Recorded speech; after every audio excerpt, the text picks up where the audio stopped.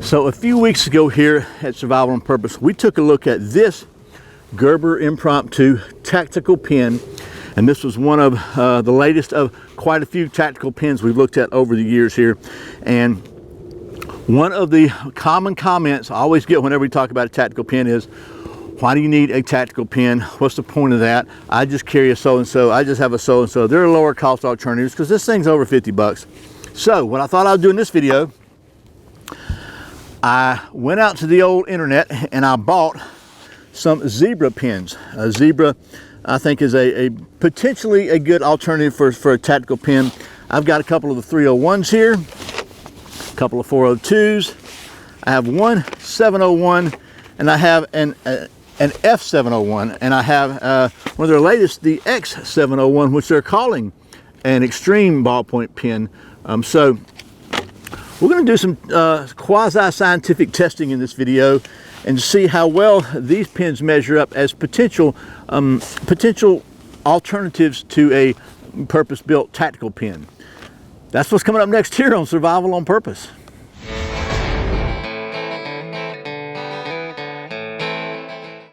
Welcome back to Survival on Purpose, your home for trustworthy information and gear reviews related to camping, survival, and general preparedness for regular folks. My name's Brian. Thanks for joining me here on a reasonably brisk day. It took me like 3 takes to get preparedness right because my mouth is kind of cold. So anyway, I digress. So as I said, today we're going to take a look at these 4 zebra pins, and I've got some testing to do, and I'll just kind of give you an idea of the kind of testing we're going to do. So first of all, we're going to do some writing because obviously a pin needs to write. I've got some multiple layers of cardboard to see how well that punches through. I couldn't find anybody that was willing to let me stab them. Just like I couldn't find anybody that was willing to let me break their window out of a car. But I've got some glass tile here. I've got some ceramic tile, and I've got some stone tile. All of it's about 3/8 of an inch. And we're going to see if we can simulate some sort of a drop test. And then I've got a scale here, and we're going to see how many pounds or grams, probably pounds of weight this thing's actually take, maybe laterally, to see how strong the connection point is. And before we do that, you're going to really like this segue. Speaking of weight, if you've been checking out precious metals and maybe thought about investing in some gold, you know that like the average weight of gold you can buy is about 1 ounce, and 1 ounce is about 1,800 to 2,000 bucks right now. And if you needed to spend it in a grid down situation, you're probably not going to need to spend the $2,000 at a chunk. So the folks at Acre Gold have come up with a way for you to buy 2.5 gram little bars of gold at a reasonable way where you don't have to come out of your pocket with $2 grand at a pop. And basically for $30 or $50 a month, you can sign up with Acre Gold and create it's kind of like a subscription. You pay that 50 bucks a month or 30, and when you get enough money built up in your account to get yourself a 2.5 gram little bar of gold, they will send it to you. Not some imaginary internet gold account, but actually real 24 karat gold in your hot little hands. So I think it's pretty cool. My latest bar is on the way right now. So that's the folks at Acre Gold. And just to be completely upfront, Acre Gold is a financial sponsor of this channel, so they are paying me to tell you about them. So there you go. I have done so, and now you can check them out. Okay, so with the bills paid out of the way, let me adjust you down here to the old picnic table. We'll take a closer look at these pins and get to doing some of that science, because you know we're all about the science here at Survival on Purpose. Okay, first we'll take a look at the G301, and this is the lowest cost of the 3, coming in at $2.25 a piece, 4 for $4.29. Let me just show you a couple of details about this one. First of all, when you unscrew it, that little thread part there is plastic. So this little sleeve here is plastic, and I think, yeah, this tip is stainless, but this whole little barrel sleeve right here with your gripper sleeve is all plastic. So I'm not really optimistic about this one being super tactical, but there it is. And by the way, these things are about 5.5 inches long by about 3/8 inch wide, and they all weigh about 1/3 of an ounce. So not a lot of difference in weight. The next one we're going to look at is a little stronger. It's the G402. And it comes in at $3.87 each. And let's take a look at that one. When you unscrew it, so that rubber is just a sleeve. So this one is actually stainless. Let's see, that looks like, I'll take that out of the way. I can't tell if that's stainless or not. That looks like, okay, the sleeve comes off of here. And that little part there is plastic as well. So that's plastic, and it's got a stainless steel body. around it, and so we put that little rubber finger place on. I guess that's what I call it, a finger place. And screw this all back on like so. The next level up, in my opinion, is the F701, and this is all stainless. This is marketed stainless from tip to tip, including the springs, including the refill, because this is acceptable for food service use. But you pull this thing off, the very tip comes out of this one, like so. And then this one has a metal insert, and you can see that body looks pretty robust there, pretty stiff and thick. So I think this one has the best chance of being a considered a substitute for a real tactical pin. This is actually one that I bought to take with me to SHOT Show a couple years ago, because the TSA wouldn't let me have a real tactical pin through there. But this one, then these cost about $6.15 each, so they're not crazy expensive. And finally, the last one is the X701, and this is marketed as an extreme or even a tactical pin. This one has a lanyard hole on it. It is non-glare black. It has a pressurized chamber. I'm not sure what that means, but this thing won't come out of there without it's connected here somehow. So this goes in like so, and this goes on like so, I believe. Let's see if that works. And yeah, it works. So, and then this one is considered, has a military grade drop test, and a pressurized chamber allows it to write in temperatures from -30 degrees Fahrenheit to 250 degrees Fahrenheit, and upside down in all sorts of awkward positions. So let's take these things and check out that military drop test. Okay, I don't know what exactly a military drop test is, so what we're going to do is we're going to do the redneck throw up in the air and let it hit the concrete test, or the asphalt test. So let's try that. So first, this is the 301, and let's just see. I'm gonna throw it as high as I can, and that's what I'll do. One, we'll do 3 throws, each one, like that. 2.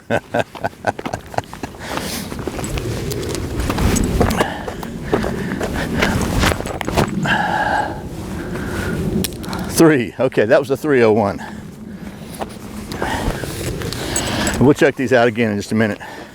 Now we'll go with the 401.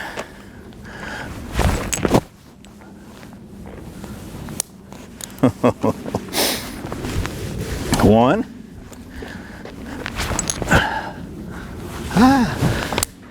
2.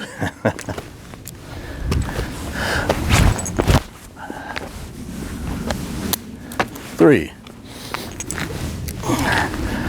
Okay. Oh, Houston, we have a problem. Okay, we'll look at that in a minute. Now we'll go with the 701.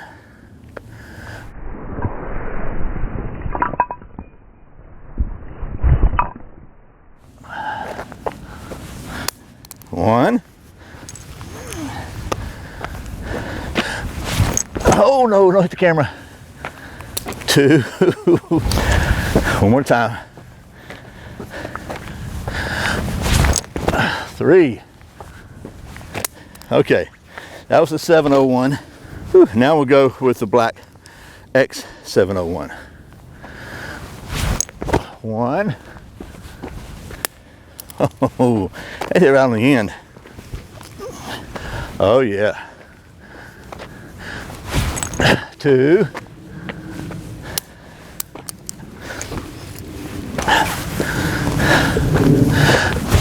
3. Okay, I think maybe the military needs to hire me. Let's go back down to the old picnic table and we'll take a look at the results. Okay, let's start with the 301.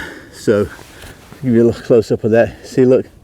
So, it's a little loose, but not very loose, and not the worst for wear. Now, it had no control over how these things hit.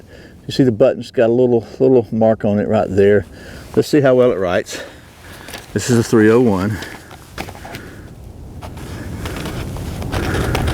Okay, the ink cartridge doesn't appear to be doing real good. Let's take it apart and see if we got. Okay, well, that was jammed up in there pretty good. Let's see. The spring is completely wedged up in there. So, not sure it's going to function like it's supposed to anymore, but let's just see. That's working pretty good. Let's see. All right, but that feels really, really rough.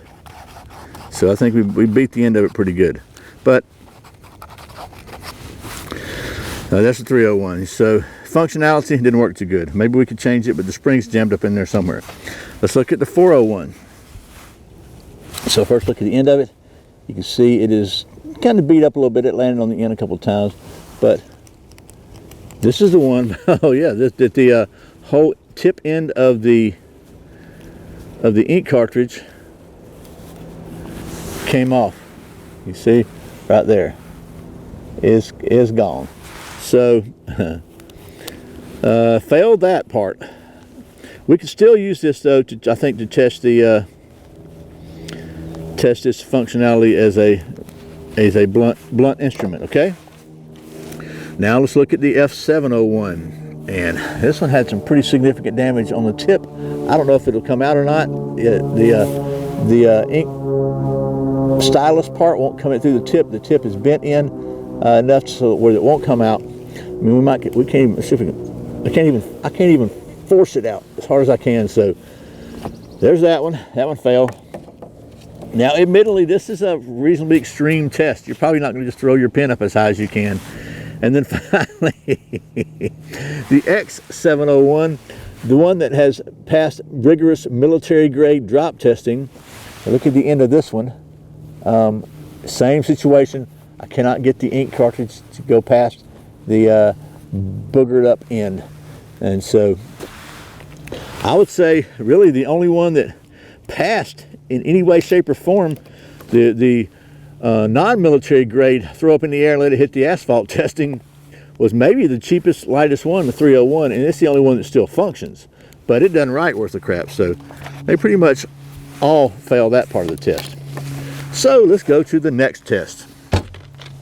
For this one, what I thought would be reasonable to do, honestly, I'm just scratching my head trying to figure out stuff to do that's going to make some sort of a reasonable sense as far as testing. So I thought maybe we could just jab through some cardboard. That would at least be something. That's 3 layers of cardboard, pretty tough. If it doesn't make that, I don't think it's going to make the other test. So we're trying to go progressively harder. I thought the drop test would be the easiest, but that shows what I know. Okay, 2 things here. First of all, because I'm going to be doing this multiple times and I am a sissy, I don't want to poke a hole and bruise my thumb. I got a piece of cardboard here I'm going to hold over the end just to give myself a little extra padding so that I'm not jamming my thumb as much as possible. I'm not testing my thumb, I'm testing pins. So let's just see if this one will go through 3 layers of cardboard, and we'll start over here and see if I can use the same cardboard for all of them. Okay, that one made it, no worries. We'll try the F401, the one that the end of the stylus is gone. And yes, it made it too. I got a feeling all these are going to make it just fine. We'll try the 701. And yep, made it too. No worries there. Then the X701. Certainly it'll make it. I have no doubts. Okay, so there we go, that one too. So they all passed the cardboard test. What's next? Okay, so next we got a piece of glass tile. Closest thing I'd come to maybe simulating a windshield. This is pretty heavy duty stuff, and we're just going to try it and see. Start again with the 301, and you can see it's, at least mechanically, it's still functioning. Okay, and we're going to give it all we got. I got my cardboard on the end to protect my thumb. Let's see what happens. And nothing. One more time. We'll do it. Oh, nothing but hurt my thumb. That's what happened. One more time. Okay. Oh, and we have a failure there. So there's that. So this one's gone. This is out of the testing now. It's been completely disqualified. Let me get another piece of cardboard. On account of my thumb's hurting, I'm gonna put another one on there. Why not, right? Let's try the.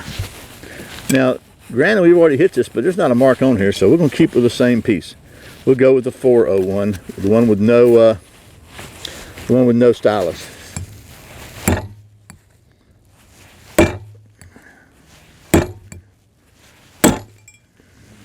And another failure. So let's give the 701 a chance now. This is the stainless one.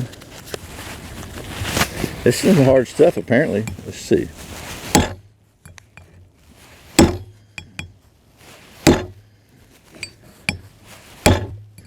All right. Couple little chips there. That's about it. Did not get the job done. All right. And look, I'm not saying this is it should get the job done. This is just what happened.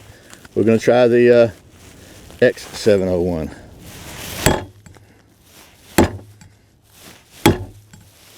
And nothing, although it did not break. Okay, so right now the score is glass 4, zebra 0. But let's try, just for kicks, this Gerber. It has this little carbide glass breaker. Now, okay, well, that makes a little difference, doesn't it? What about a piece of good old basic ceramic tile? I mean, I want to break something with these pins. I think this has a better chance. So the 301 is out, 401's out. It broke. So now we're down to 2 pins to test. They're both the 7 series. So we'll test the 701, the F701 first.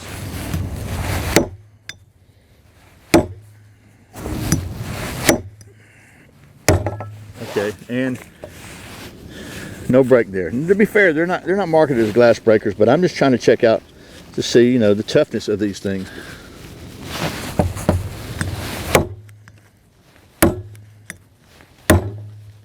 Okay. You want to check out the Gerber? See if the Gerber does this one? I mean, why not? Let's just be fair about it. One more time. Get there. Be still. Just be still. Okay. That little breaker thing does good. I'm gonna try the stone. I don't think the stone's gonna work either, but what the heck, man? Let's just give it a shot. It's worth it. It's worth it. We got to just give them every chance, every opportunity to succeed, right? There's the 7, X7. Oh, it breaks the stone. Okay, so if you got a stone windshield to get through, it'll get you there. Okay, so these two actually broke the stone. But here's the difference.